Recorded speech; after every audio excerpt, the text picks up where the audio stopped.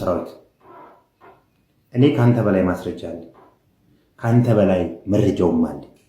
ለዚህ ነው ጉዳዩን ጀምሬ የጨረስኩት። በደንብ አዳምጡኝ። በደንብ እንድታዳምጡ ስለምፈልግ ነው።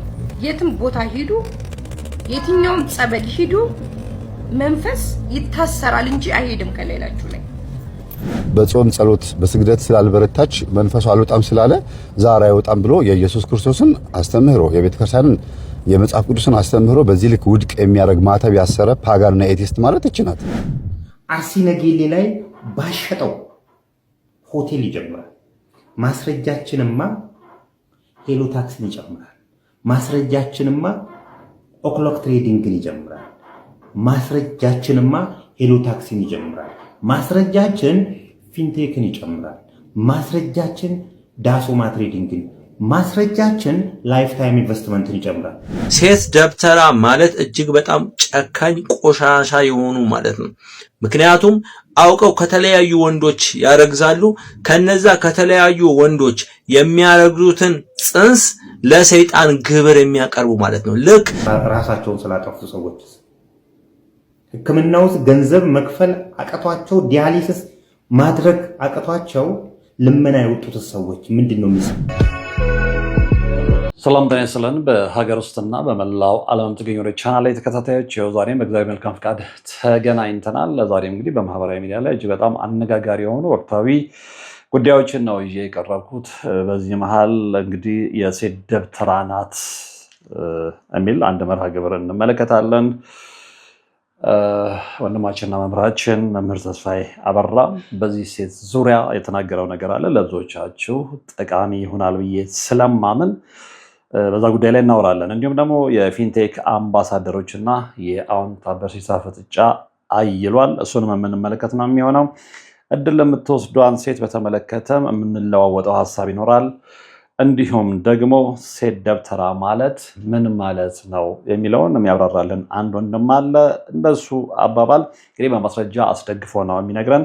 ከሰይጣን የባሱ ክፎች ናቸው ይለናል። እነዚህና የመሳሰሉትን ርዕሰ ጉዳዮች እንመለከታለን ማለት ነው። እስከ ፕሮግራሙ ፍጻሜ አብራችሁኝ ሆኑ። ለማስታወስ አሁን የምንገኘው በአማራጭ ቻናላችን ወርቅ አፈራው 2 ላይ ነው። ወደ መጀመሪያው ርዕስ አለፍኩ። ተከታትለን እንመለስ። ቦታ ሂዱ፣ የትኛውም ጸበል ሂዱ፣ መንፈስ ይታሰራል እንጂ አይሄድም ከሌላችሁ ላይ። ይወገዛል፣ ይታሰራል፣ አይሄድም። እውነታው ይሄ ነው። ዛሩላጅ ሂዱ፣ ዛሩላጅ ጋር ደግሞ ዛሩላጅ የሚባለው መንፈስ ደግሞ ሲጀመር አይታሰርም። እንግዲህ ይህች ሴት በተለይ ከቅርብ ጊዜ ወዲህ በማህበራዊ ሚዲያ ላይ በምታቀርበው ማህበራዊ ሚዲያ ላይ እጅግ የብዙዎችን ትኩረት እየሳበች ነው እና ቲክቶክ ገጿ ላይ የተለያዩ የሚረጫጩ እንደሱ አባባል ማለት ነው እንግዲህ ቤት ውስጥ የሚዘፈዘፉ ምናምን የምትላቸው ነገሮች አሉ።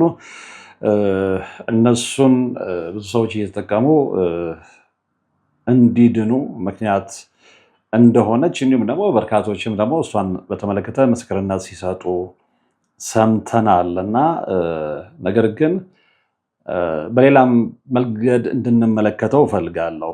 ምክንያቱም አንድ ቦታ ላይ እንደውም የሰማሁት ምንድነው 30 ቀን እንደዚህ ዘብዝፈ ምናምን የሚል ነገር አለና የሰው ልጅ 30 ቀን ጸበል ቢጠመቅ ነው የሚሻለው? 30 ቀን ሳያቋርጥ ቢሰግድ ቢጸልይ ነው የሚሻለው? የሰው ልጅ በየሳምንቱ የሄደ ቢቆርብ ነው የሚሻለው? ወይንስ የሚዘፈዘፍ የሚጫጫስን ነገር እንደ መድኃኒት ወስዶ ከእግዚአብሔር መንገድ እርቆ እንዲድን ነው የሚመከረው? ምክንያቱም አሁን ብዙዎች በነገራችን ላይ አሁን በጣም ካልተጠነቀቀን በጣም ሪሲቭ የሚያደርጉ በርካታ ነገሮች አሉና መለየት ይኖርብናል። አብዛኛው ሰው በዚህ ሰለባ ስለሆነ ይመስለኛል እና ማንም ሰው እንደፈለገው በቀላሉ ሊያሾረው በቀላሉ ጭንቅላቱን ተጠቅሞ ሊቀይረው ቀላል የሆነው ማለት ነው እና ብዙዎች እንደውም ከጸበል ይልቅ ይሄ የሚዘፈዘፈውን ይሄ የሚጫጫሰውን ነገር የመረጡ ነው የሚመስለው እና ትልቁ የአጋንንትም ሴራ እሱ ይመስለኛል። ሰዎችን ከጸበል ማራቅ፣ ሰዎችን ከጸሎት ማራቅ፣ ሰዎችን ከእግዚአብሔር መንገድ ማራቅ፣ ከቅዱስ ቁርባን ማራቅ፣ ከስግደት ማራቅ ምክንያቱም ሰዎች የሚጫጫስና የሚዘፈዘፍ እንዲህ አይነት ነገር ውስጥ ከገቡ ያኛውን ነገር ይረሱታል እና በጣም ከባድ አካሄድ ነው። ይህንን በተመለከተ ግን ከዚህ በፊት ደግሞ አንዲት እህት ቪዲዮ ጠፍቶብኝ ነው እንጂ በጣም ሲሪየስ የሆነ ቁም ነገር ስትናገር ሰምቻታለሁ። የእሷን ቪዲዮ እየፈለኩ በነበረበት ሰዓት ላይ ነው የመምህር ተስፋዬ አበራን ይህንን ቪዲዮ የተመለከትኩት እና ያ ሙሉ በሙሉ ሀሳቤን ስለገለጸልኝ ይህንን ቪዲዮ ጋብዛችኋለሁ። እስኪ ሰምተነው እንመለስ። ሰላም የእግዚአብሔር ቤተሰቦች፣ እስቲ ይህች ሴት የምታወራውን ነገር እናድምጥና ከዛ ወደ መልሱ እንገባለን። እኔ ይኸውላችሁ በደንብ አዳምጡኝ፣ በደንብ እንድታዳምጡ ስለምፈልግ ነው። የትም ቦታ ሂዱ፣ የትኛውም ጸበል ሂዱ፣ መንፈስ ይታሰራል እንጂ አይሄድም። ከሌላችሁ ላይ ይወገዛል፣ ይታሰራል፣ አይሄድም። እውነታው ይሄ ነው። ዛሩላጅ ሂዱ፣ ዛሩላጅ ጋር ደግሞ ዛሩላጅ የሚባለው መንፈስ ደግሞ ሲጀመር አይታሰርም።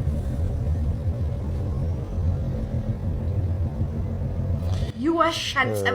ማርታን ብዙዎቻችሁ እንደምታውቋት በቲክቶክ ስለ መናፍስት ሴራ የማጋለጥ ትምህርት ውስጥ የገባችው 2018 ላይ ነው እና አንድ ጊዜ ቲክቶክ ላይ እንድገባ የሆነ ግብዣ ነገር አቅርባልኝ ነበርና አዝማሚዋ ስላልተመቸኝ ደስ ስላላለኝ አልገባሁላትም። ደግሞም ሁኔታዎችም አልተመቸኝም ነበር እና ግን እንደፈራሁትም ነው የሆነው።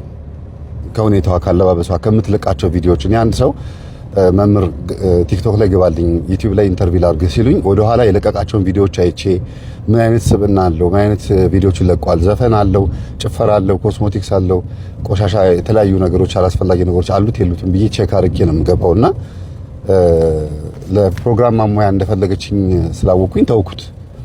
በእርግጥም የፈራሁት ነው የደረሰው። ምንድነው ሴት ደብተራ ናት። እንግዲህ አስቡት፣ ዛር መንፈስ አይታሰርምም፣ አይያዝምም፣ አይሸኝም የሚል ሐሳብ ነው ያላት። በጣም የሚያስገርም ነገር ነው። ከራሷ ህይወት ተሞክሮ ይሁን ምናልባትም ደግሞ ሰዎች ማነህ ተብሎ ሲጠይቅ መንፈሱ ዛር ነኝ ውጣ ሲባል አልወጣም ትፈልገኛለች፣ ወይም ልጅቷ በጾም ጸሎት በስግደት ስላልበረታች መንፈሱ አልወጣም ስላለ ዛር አይወጣም ብሎ የኢየሱስ ክርስቶስን አስተምህሮ የቤተክርስቲያንን የመጽሐፍ ቅዱስን አስተምህሮ በዚህ ልክ ውድቅ የሚያደርግ ማተብ ያሰረ ፓጋንና ኤቲስት ማለት እቺ ናት። በጣም ነው የሚያሳዝነው የሚያሳፍረው። አንድ ኦርቶዶክስ የሆነ ማተብ ያሰረ ሰው እንግዲህ የዲያብሎስን ስራ ያፈርስ ዘንድ የእግዚአብሔር ልጅ ተገለጠ ነው የሚለው መጽሐፍ ቅዱስ አይደል? እንዴት በዚህ ልክ ዛር አይታሰርም? ዛር ማን ስለሆነ ነው የማይታሰረው? አጋንንት አይደለም እንዴ? እኛ አብሮን ስለተወለደ በደንብ ስላደለብ ነው በኃጢአት መስራት፣ ባለማወቅ፣ ባለመንቃት እንዲሁም ደግሞ በቸልተኝነትና ኃጢአትን ወጣ ገባ ሄድ መለስ እያልን እየፈጸምን ዛሩ ከኛ ጨርሶ እንዳይወጣ ጓደኛ አድርገን ስለያዝ ነው እምቢ ያለ እንጂ የማይወጣ መንፈስ አለ ወይ? እግዚአብሔርንስ የሚያስቸግር መንፈስ አለ ወይ? ምን ማለት ነው ይሄ? አይታሰርም፣ አይያዝም፣ አይሸኝም። ምን እና በኋላ ስታስተዋውቅ ምን ትላለች? እጽ የሆነች ቅጠል አለች እኔ ጋር የምትጨስ ነገር አለች እሷን ግዙ ትላለች። ታዲያ ቻለች የሴት ደብተራ ማለት። ስለዚህ በሰፊው እመጣበታለሁ ምን አይነት ቪዲዮ እንደለቀቀች ማን እንደሆነች እያንዳንዱ ነገር ዘርዝሬ እመጣበታለሁ በዩቲዩብ በላይቭ ላይ ጠብቁ። ግን ለጊዜው ይችን ሴት በቲክቶክም በምንም የምትከታተሏት ሰዎች አቆሙ። ምንም አይነት የምታወራው ነገር በሙሉ ከድብትርና ያለፈ አይደለም። ቡና መጠጣት፣ ስኒ ዘቅዝቆ ማየት፣ መጠንቆል ምናምን የሚባሉት ነገሮች በሙሉ ቀስ ብለው በሂደት ይመጣሉ። አሁን እሷ የምትናገራቸው ነገር ውስጥ ለጊዜው ሽፋን አድርጋ እግዚአብሔርን ስም የምጠራበት መንገድ ምናምን በጣም ለየት ያለ ነው አይደለም? ግድ የላችሁም። ነገ ደግሞ ሌላ ነገር ይገለጣል ታያላችሁ። ስለዚህ በማርታ ጉዳይ በሰፊው 3 ሰዓት ሙሉ ቁጭ ብዬ እያንዳንዱ ቪዲዮቿን እያነሳሁኝ በደንብ አወራበታለሁ። ድብትርናዋን የምታቆምበትን አሰራር እናመጣለን ማለት ነው። ቀጥሎ ደግሞ እናንተም ይሄንን ቪዲዮ ብቻ አይደለም እናንተ ራሳችሁ የሷን ቪዲዮዎች እያነሳችሁ የተረዳችሁትን ነገር በቲክቶክ ቪዲዮ ስሩበት። ሰው እንዲድን አድርጉ። በጣም ብዙ እየተጨበረበረ ነው፣ ያታለለች ነው ያለችው ማለት ነው። እንዴ በጣም የሚገርም ነው። እንግዲህ የተመለከትነውን ነገር በቃ አትመኑ እየተባለን ነው። ጸበል ይታሰራል እንጂ ማን ነው አጋንንት ይታሰራል እንጂ የፈለጋችሁበት ቦታ ጸበል ብትሄዱ አይሄድም ከላያችሁ ላይ አይለቅም የሚባል ነገር እየሰማን ነው። ነገር ግን በትግላቸው በጸበል መንፈስ የተሸኘላቸውን ሰዎች ፐርሰናሊም እናውቃለን እና ምን እየተባለ ነው ነው እዚህ ጉዳይ ላይ ሰፊ ማብራሪያ ከምሰጠው በላይ መምህር ተስፋዬ እንግዲህ ብዙ የሰራበት ስለሆነ በዛ ጉዳይ ላይ ሰፊ ማብራሪያም እዚህ ላይ ስለሰጠ የእሱን ሰምተን ነው የምንመለሰው። እንግዲህ እንደሰማችሁት ከእሱም ማብራሪያ እንደውም ላይቭ ላይ 3 ሰዓት ሙሉ መጣበታለሁ ብሏል። እንግዲህ በጉጉት እንጠብቃለን።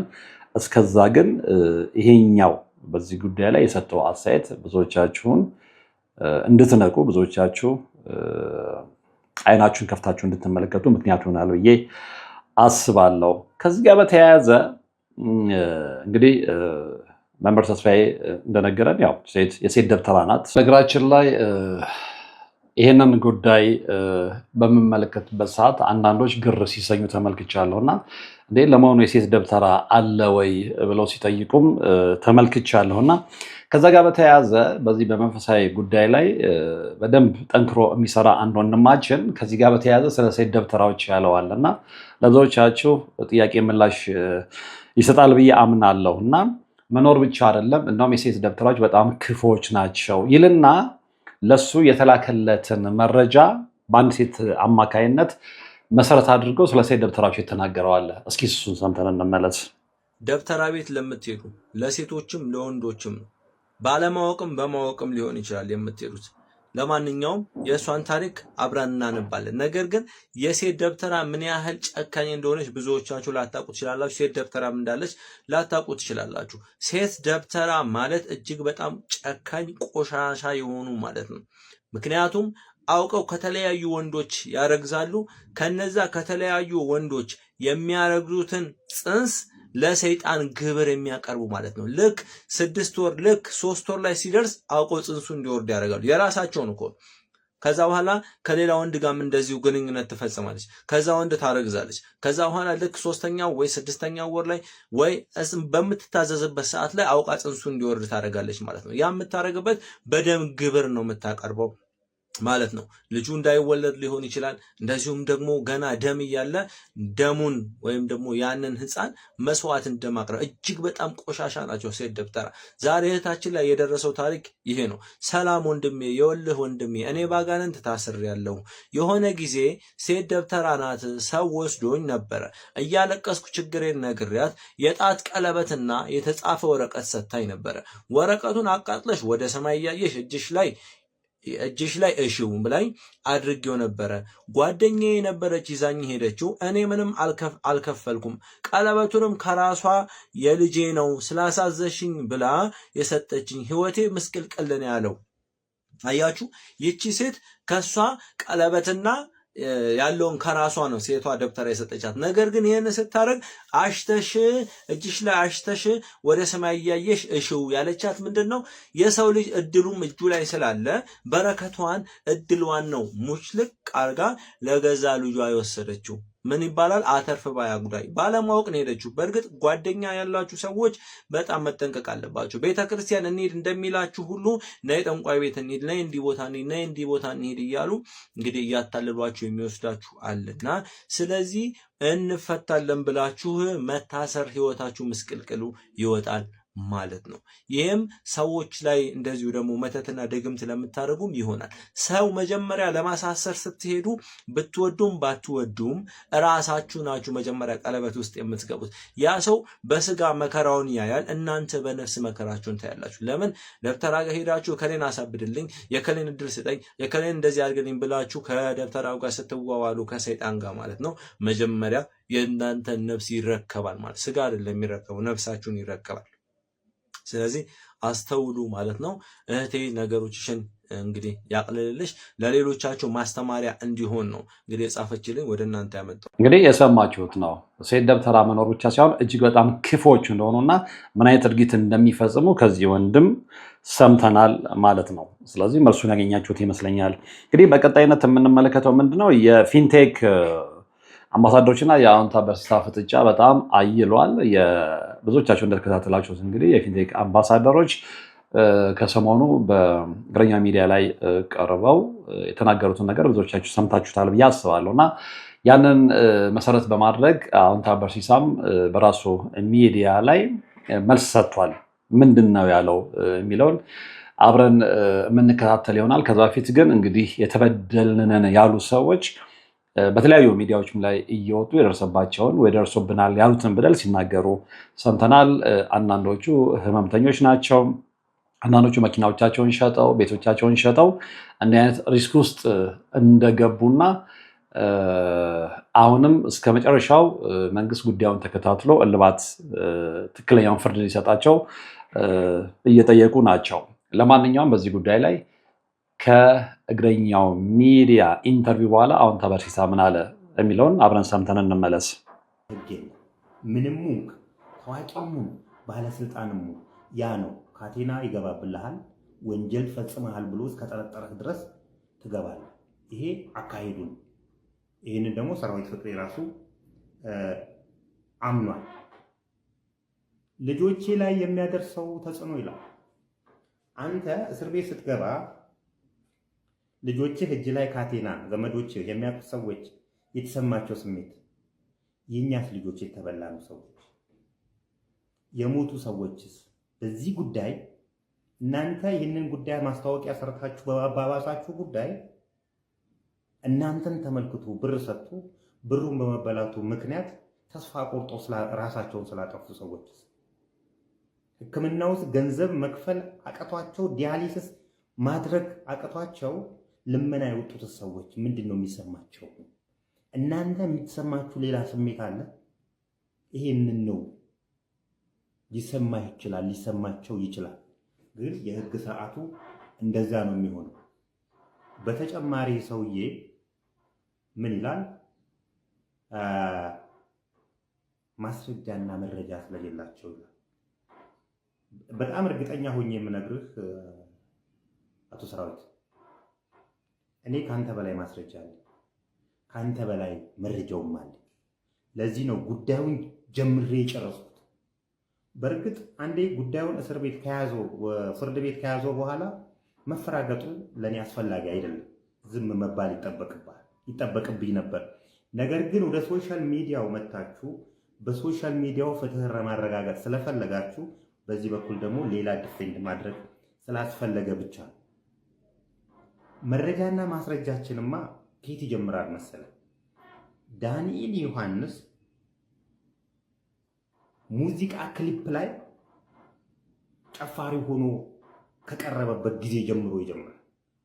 ማስረጃችንማ ዳንኤል ዮሐንስ ፓስተር ሆኖ አርሲ ነገሌ ላይ ባሸጠው ሆቴል ይጀምራል። ማስረጃችንማ ሄሎ ታክሲን ይጨምራል።